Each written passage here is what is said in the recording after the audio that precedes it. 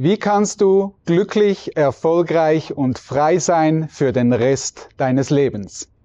Kann man mit NLP Ängste, Sorgen und Hindernisse ganz leicht überwinden? Das sind Fragen, die uns unsere Teilnehmer immer wieder stellen. Und heute bekommen wir Antworten direkt von der Quelle von NLP, nämlich vom Mitbegründer Dr. Richard Bandler, der das Neurolinguistische Programmieren entwickelt hat und uns heute ein paar Ideen gibt, ganz egal, ob du schon ein Seminar bei uns gebucht hast oder noch nicht. So, Richard, since over a half century, probably, you help people to, in their personal transformation and to help them to overcome fears and all this great stuff. What personally for you does it mean to be happy? Oh, well, to be happy means that you have a purpose, that life has a purpose. When I wrote the book, The Secrets of Being Happy, one of the things I found about people who had been through the worst of things and ended up happy was they always kept in mind the purpose of what they were going to do in the future. And that people have good family and then good friends and that they have something interesting to do. And this is how people become happier people. You imagine the future you want and you strive towards it.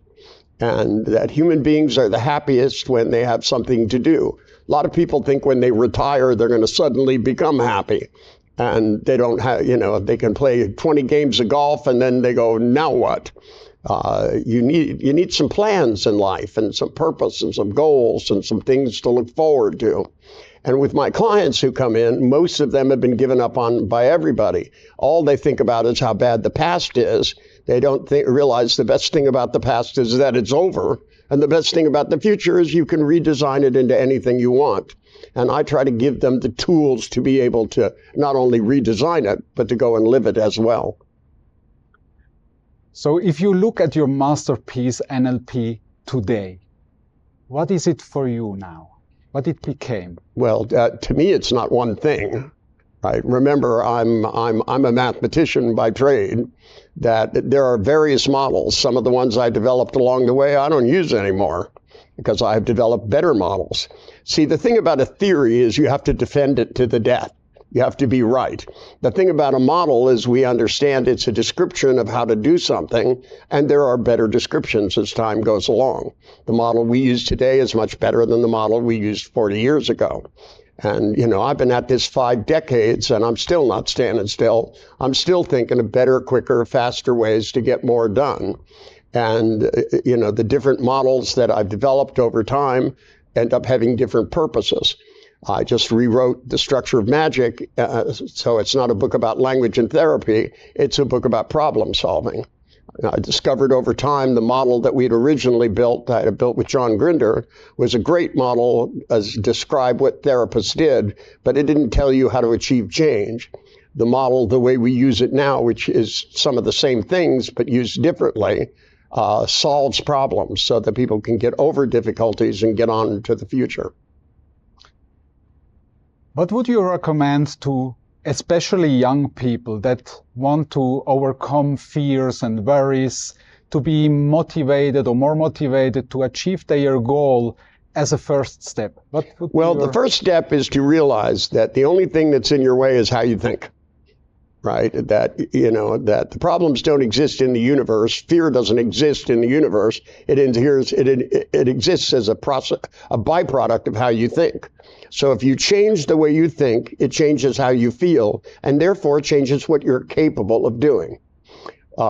When I wrote Get the Life You Want, it has all kinds of things in there where you take a fear and you can think this and feel afraid, and then you put a border around it and you change the size and you do this and that, and you're not afraid.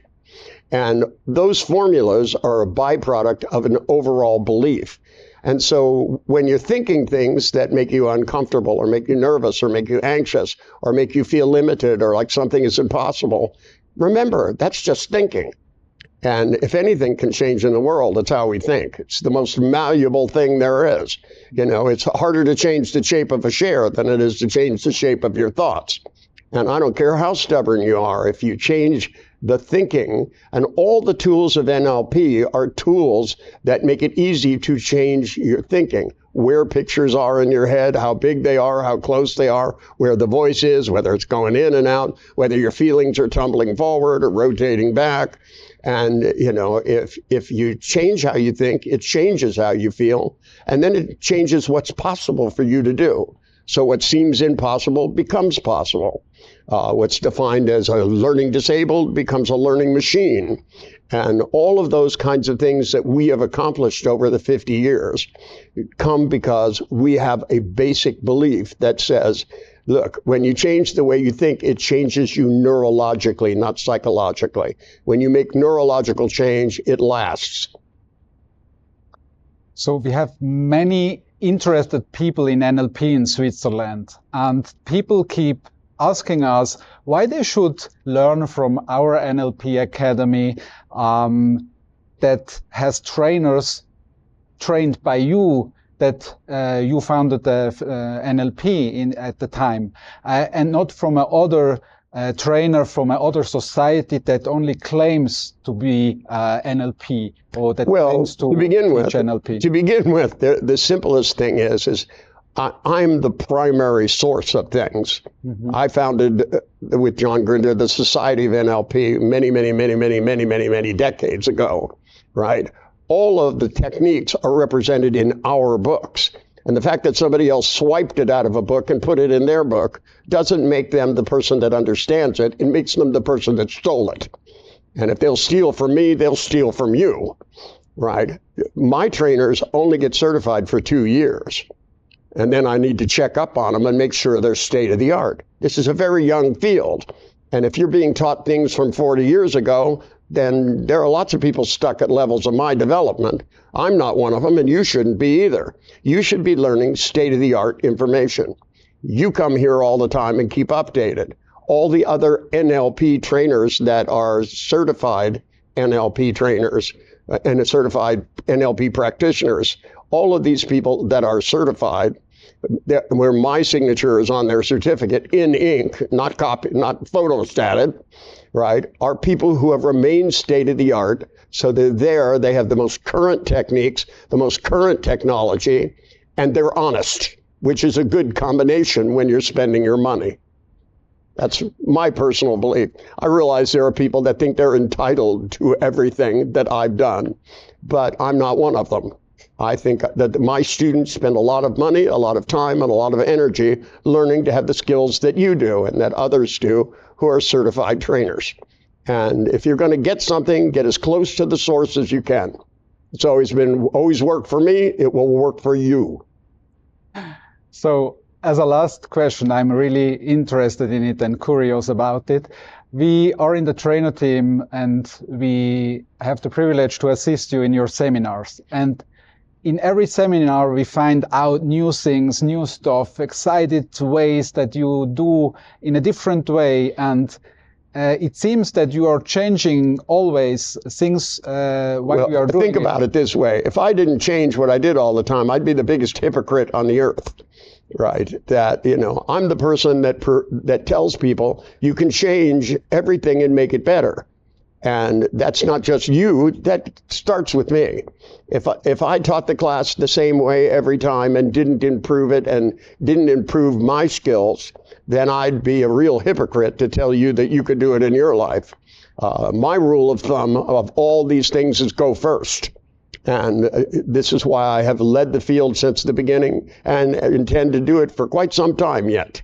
And all of my students have that same philosophy. I know you do. I know the people that work with you do. We've got trainers in Switzerland that have remained state-of-the-art. And every country has people that, you know, that read a few books and they decide they know everything. I don't know everything, and I don't think I ever will.